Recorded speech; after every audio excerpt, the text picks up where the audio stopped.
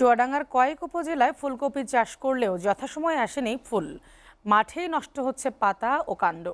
একটি কোম্পানির বীজের কারণে এমন হচ্ছে বলে সন্দেহ কৃষকদের। গঠন করা হয়েছে 3 সদস্যের তদন্ত কমিটি। কৃষকরা ক্ষতিপূরণের দাবিতে মানববন্ধন ও স্মারকলিপি পেশ করেছেন। চুয়াডাঙ্গা প্রতিনিধি বিপুল আশরাফের পাঠানো প্রতিবেদন। চুয়াডাঙ্গার মাঠে মাঠে আগাম শীতকালীন সবজি আবাদ করে কৃষকরা।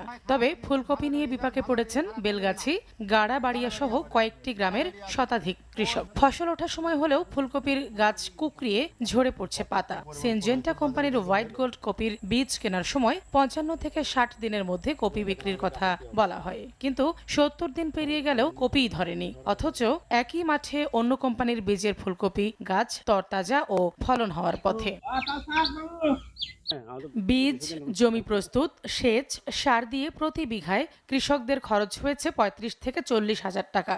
এখন গাছ কেটে ফেলা ছাড়া কোনো উপায় নেই।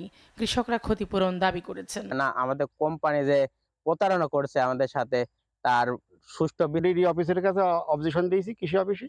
এখন তারা আমাকে ওই যে বীজ কিনে ভাউচারের আমরা চাইছে, ভাউচারটা কালকে ফটোকপি করে ওখানে দিতে চাই।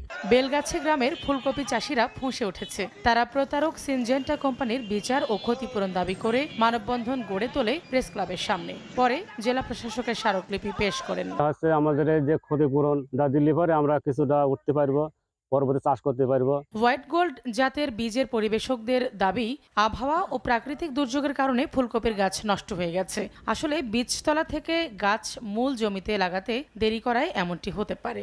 আগাম যেসব চাষ করা হয় ফুলকপি, পাতাকপি, এগুলো তো বাস্তবিকভাবে খুবই রিস্কি এবং এগুলো রিস্ক নিয়েই চাষিরা করে। তবে এবার যে কন্টিনিউ এমন হবে এটা তারাও ভাবেনি, আমরাও চিন্তা করিনি।